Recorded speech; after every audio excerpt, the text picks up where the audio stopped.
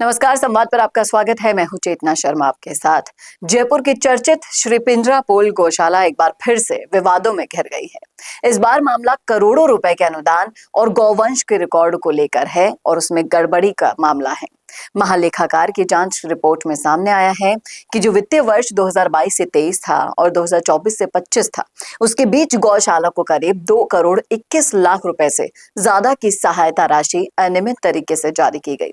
और अब इस पूरे मामले ने प्रशासन से लेकर राजनीतिक गलियारों तक हलचल मचा दी है, क्योंकि जब से रिपोर्ट्स आई हैं तो रिपोर्ट्स के अनुसार गौशाला प्रबंधन पर आरोप लगा है कि अनुदान लेने के लिए रिकॉर्ड में बड़े स्तर पर गड़बड़ियां की गई हैं।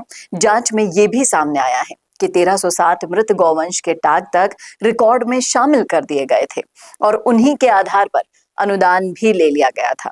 इतना ही नहीं, हजारों ऐसे टैग भी दिखाए गए जो सरकारी पशुधन पोर्टल पर दर्ज ही नहीं थे, यानी कि फर्जीवाड़ा अपने पूरे चरम पर था। कई मामलों में एक ही पशु को बार बार दिखाकर भी अनुदान लेने का आरोप लगाया गया है। और जांच जब हुई तो जांच में ये भी सामने आया कि जिन पशुओं को अनुदान के लिए दिखाया गया था, उनमें से कई तो गौशाला में तय समय तक मौजूद ही नहीं थे। और नियम की माने तो नियमों के मुताबिक जिस पशु की उपस्थिति 120 या 150 दिन पूरी नहीं होती, उस पर अनुदान नहीं मिल सकता है। लेकिन इसके बावजूद भी बड़ी रकम जारी कर दी गई।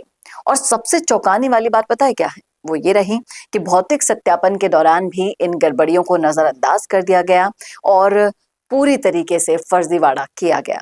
अब इस पूरे मामले को लेकर हाईकोर्ट के अधिवक्ता मुनीश कुमार शर्मा ने गोपालन विभाग, मुख्य सचिव और देवस्थान विभाग को विधिक रूप से नोटिस भेज दिया है।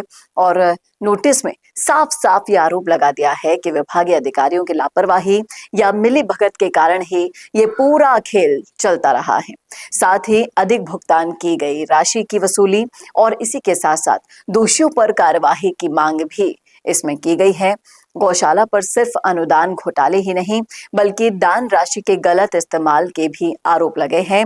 और कहा जा रहा है कि गौ सेवा के नाम पर मिलने वाले पैसे का उपयोग पशुओं के चारे और इलाज के लिए किया जाता है, लेकिन ऐसा नहीं होता। इसके हम देखें उलट तो निर्माण कार्यों में, दूसरी गतिविधियों में ये पैसा लगाया जा रहा है। गौशाला परिसर में बने भवनों का व्यावसायिक उपयोग किए जाने और वहां स्कूल चलाने के आरोप भी सामने आए हैं। अगर आप भी गौशाला में दान करते हैं गौ सेवा के लिए, तो ये खबर आपको चौंका देगी। इसके अलावा एक और गंभीर आरोप है कि पास के नाले से आने वाले प्रदूषित और रासायनिक पानी से ही चारा उगाया जा रहा है, जो गायों को खिला दिया जाता है, जिससे पशुओं के स्वास्थ्य और दूध की गुणवत्ता पर भी खतरा बताया गया है। और ये सारे के सारे मामले को संज्ञान में लाने के बाद अब मांग उठ रही है कि पिछले 10 सालों का जो स्वतंत्र ऑडिट है वो कराया जाए, पशुओं की वास्तविक संख्या गिनाई जाए और मृत्यु दर की निष्पक्ष जांच होनी चाहिए। प्रदूषित पानी से चारा उगाने पर रोक लगनी चाहिए और दोषियों पर सख्त कार्यवाही होनी चाहिए। साथ ही जो गौ माता को माता बोलकर उनके नाम पर ये फर्जीवाड़ा कर रहे हैं, अगर इसी सरकार में, जो सनातन की सरकार है, उसमें ये फर्जीवाड़ा चल रहा है, तो ये मामला वाकई में बहुत ही ज्यादा बड़ा हो चुका है।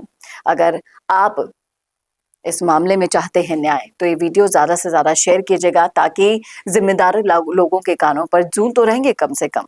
और सरकार इस मामले पे क्या कदम उठाती है, ये सारा फर्जीवाड़ा सामने आने के बाद ये देखना भी वाकई में दिलचस्प होगा। क्या कहना है आपका, रखिएगा राय कमेंट बॉक्स में। कैसा लगा वीडियो बताना ना भूलेगा।